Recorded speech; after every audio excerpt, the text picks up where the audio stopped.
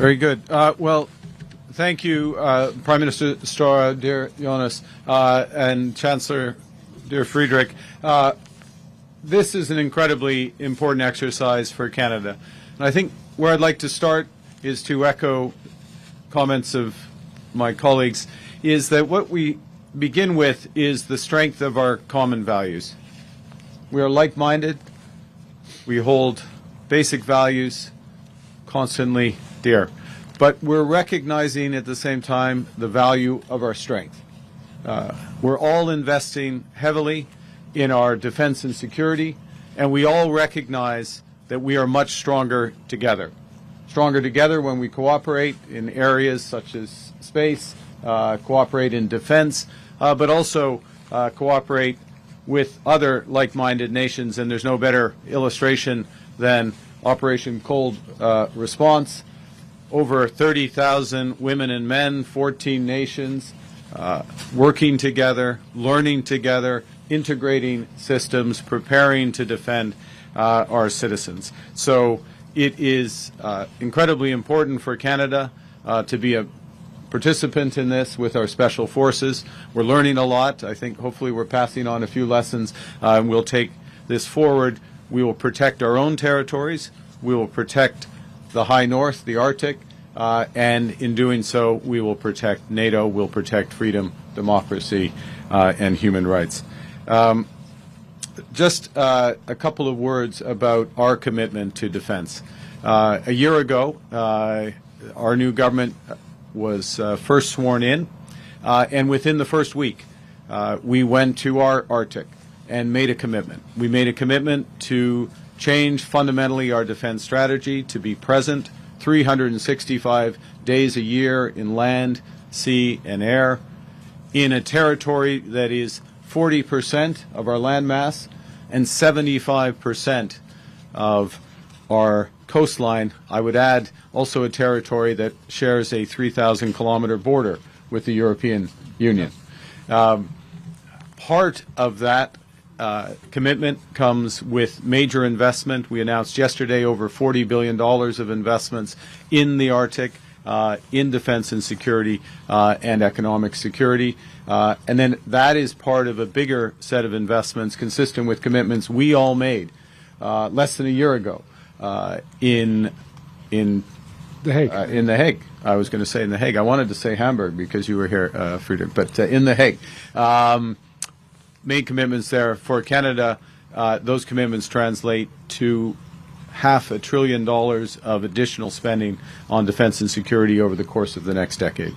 C'est à peu près 500 milliards de dollars sur des dépenses sur la défense et la sécurité d'ici 2035.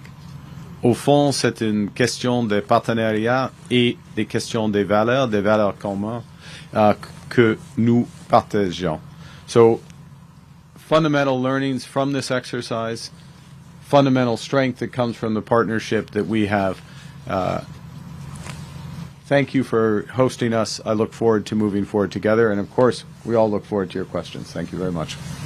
And then we open up for questions, and the first questions come from the Norwegian news agency, Bibiana Dale Pine. So if you please go to the microphone down there. Yes. Next to the cameras, please.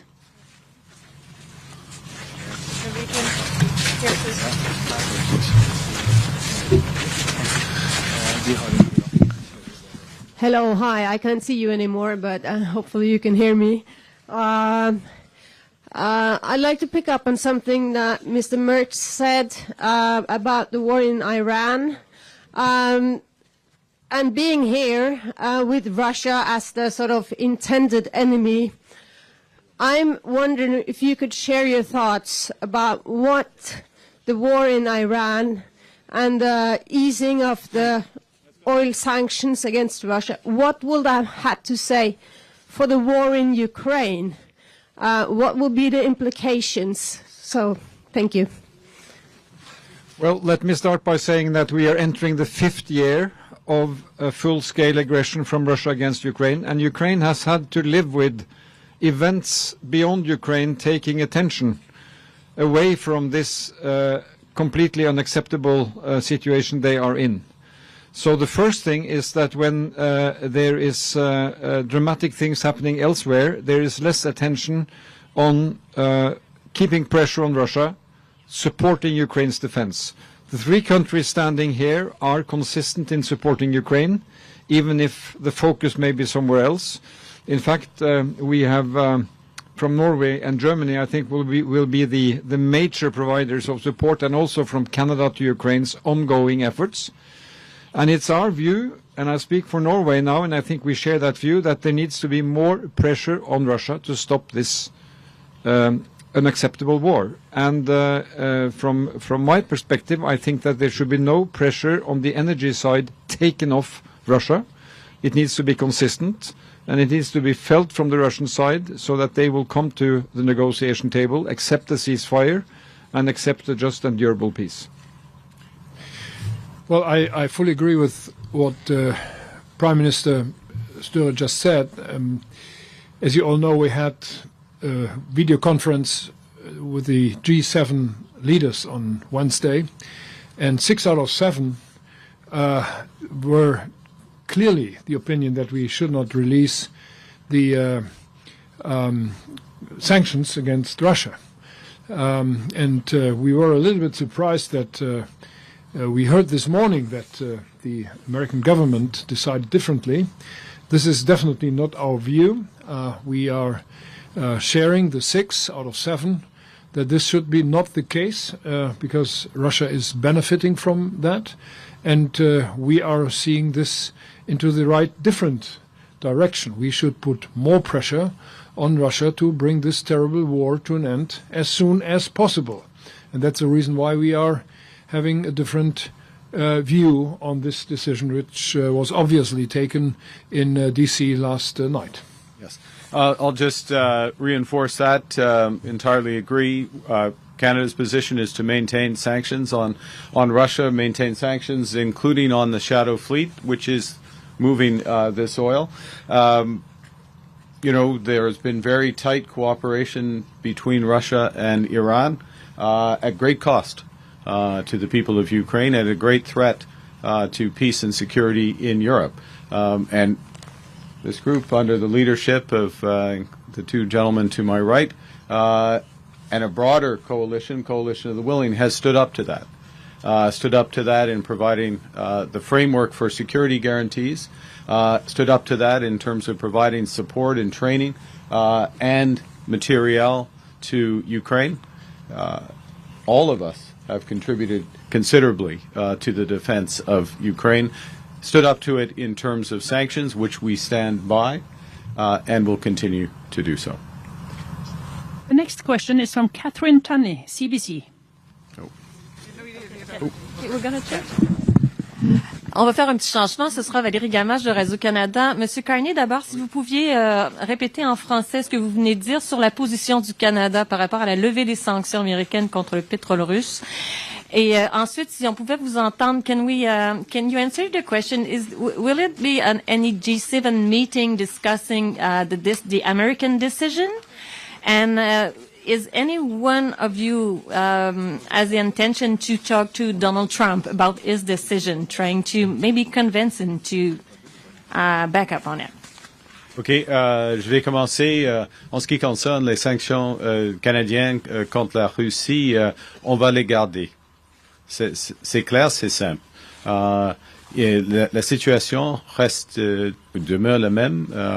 C'est la faute de la Russie, cette guerre horrible en Ukraine, et c'est la position du Canada de soutenir l'Ukraine tout le temps. C'est pas le moment d'enlever la pression sur la Russie, surtout parce que la Russie et l'Iran sont des grands alliés. OK? Alors, au fond, j'espère que ça suffit. In terms of a G7 meeting, I'm sure there will be additional G7 meetings. The convening of those meetings is the responsibility of the presidency. We all have direct lines into the president, and we'll use them. There is value in having broader G7 discussions. I'll make a final point with the countries of the GCC, who have shown enormous restraint and heroism, I might add, in terms of their response to the ceaseless attacks by Iran on them, particularly on civilians and civilian infrastructure. So, Chancellor, will you ask a meeting to President Macron about the American decision? Well, we will have the opportunity to speak with each other over the weekend, and we will check what we can do. And I'm totally agreeing with what Mark Carney said about the sanctions, and this is our view, and this is shared by most of the G7 members, and we will figure out what we can do to keep them ongoing and to increase them instead of releasing them. The next questions come from Mr. Winke, Reuters. I have a question to Prime Minister Carney. You just said that we are stronger together if we work together. So my question would be about submarines.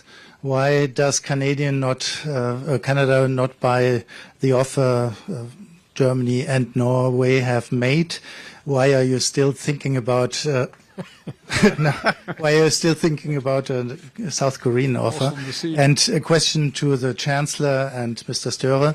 What could you actually offer on addition of the offer which was made by the company to Canada to make it more appealing to accept it? Well, let me answer this in a way that doesn't put pressure on my two colleagues, which is that all of our governments are making enormous additional investments in defense and security, rightly so. But all of us are doing so in a way that is responsible with taxpayer dollars, that look to ensure that those investments have the maximum effect in terms of providing defense and security to our citizens, and also build partnerships that have broader industrial and economic benefits for all of us together. What does that mean from a process perspective? Is you run a very clear, consistent, transparent, open, fair process. And the reason I'm not going to answer your question is we're towards the final stages of that. We're at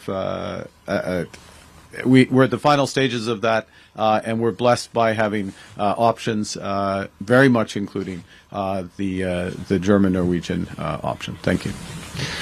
Well, let me say that the offer from Norway and Germany was handed to Canada a few days ago, and I have every confidence that the Canadians will make a thorough evaluation of that offer. So I'll let the technical details lie. Just want to say that from our experience, investing together in these kind of very comprehensive capacities is more about than the capacities. It is also building industrial partnership and strategic and security policy partnership. So when Norway and Germany are integrating on submarines and on tanks, as we have seen here, it means also a very strong political integration between mature and trusted allies.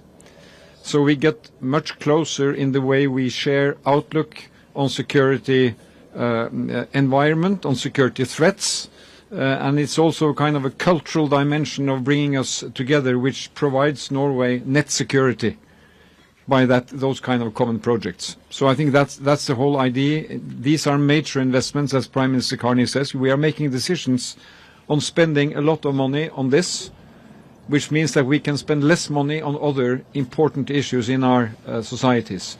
And in addition to investing in these capacities, when we do it together, we get an extra political dimension, which is very important for Norwegian security. Well, I fully agree with what my colleagues said. This is covering the entire picture of, the one hand, spending money for the right equipment, on the other hand, to standardize, to bring more standards into NATO, and to scale up the numbers. So this is, in my view, extremely important. And we're talking about, and as Mark Carney said, we are in the final stage of our talks, and I'm very much hoping that we can convince the Canadian partners to do that, what we want to see them to do. The next question comes from TV2, Simen Grimstad Øksnes.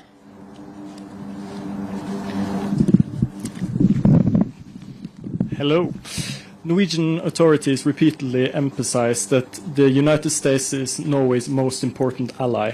Do the German Chancellor and the Canadian Prime Minister still believe that the US can be trusted when it comes to security in the North? Yes. Yes.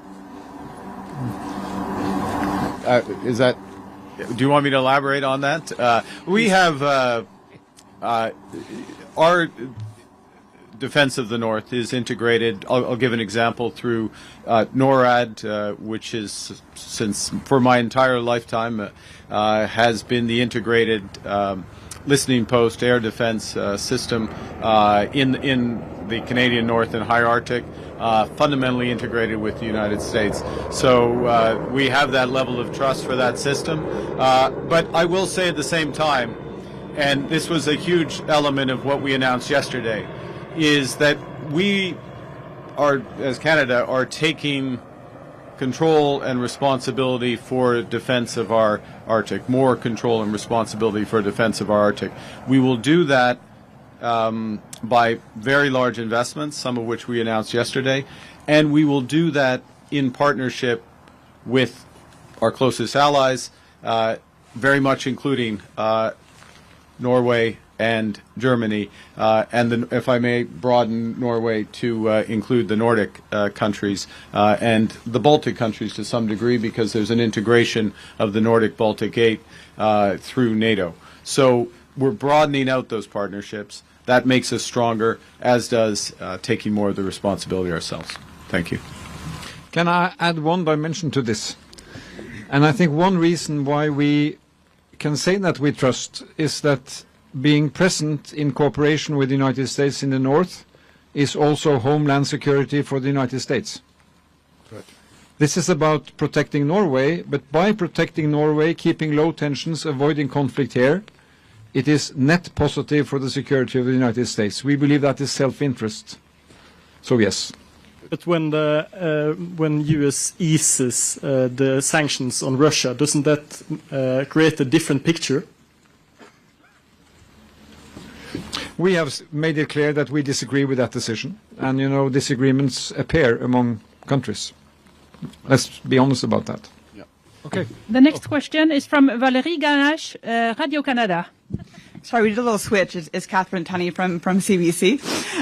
My question is for all three of you. As you know, Trump has ordered a 301 investigation into major economies, including your own, alleging unfair labor practices. My question is, do you think that is valid? And Prime Minister Carney, if you'll allow me to double barrel a question in the rain, but many Canadians are probably looking at that latest job report with some worry, some 84,000 jobs lost, the worst in years. What does that say about your handle of things? Okay, well, maybe I'll start, so I'll get rid of the both elements of it.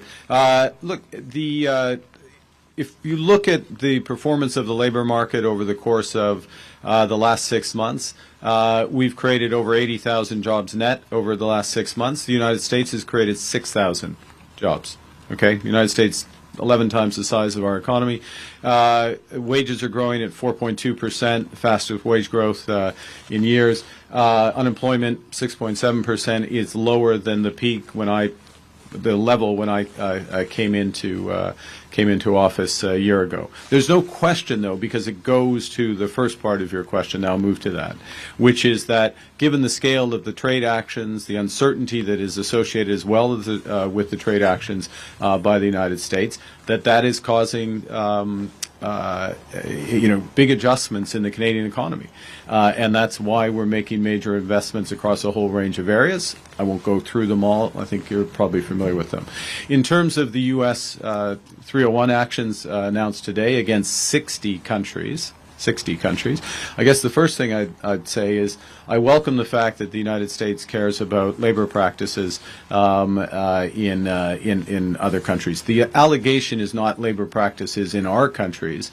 It's imports from countries who would be using forced labor or slave labor. Canada has a comprehensive legal framework around that, as is the case to my right, and we take it very seriously, and we stand by our adherence to Canadian law.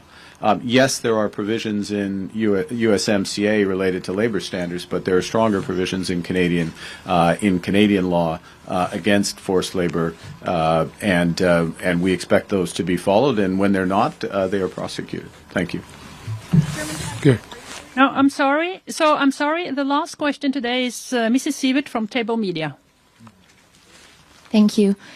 Eine Frage an den Bundeskanzler. Sie haben den Iran eben erwähnt. Würden Sie es unterstützen, dass die Europäer oder die Deutschen mit den Iranern in direkten Kontakt treten, damit die Straße von Hormuz wieder geöffnet wird? And one question for all of you. You have emphasized that you are showing here that the North is able to defend itself.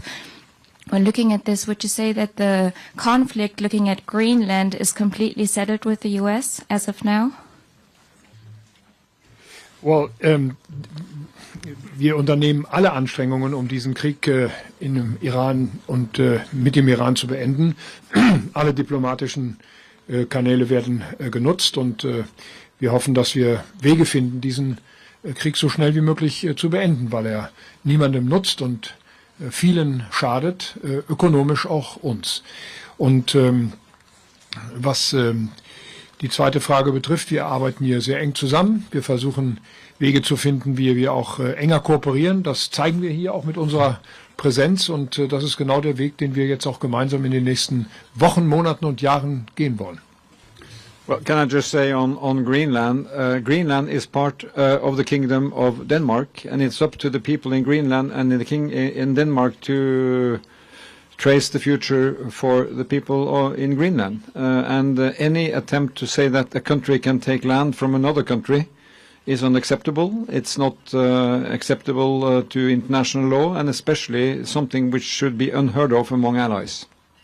And I will just fully associate myself with that. I've said it in the past, and I just add this because it goes to what's happening here, is that we are fully prepared individually and collectively to defend the Arctic and the High North.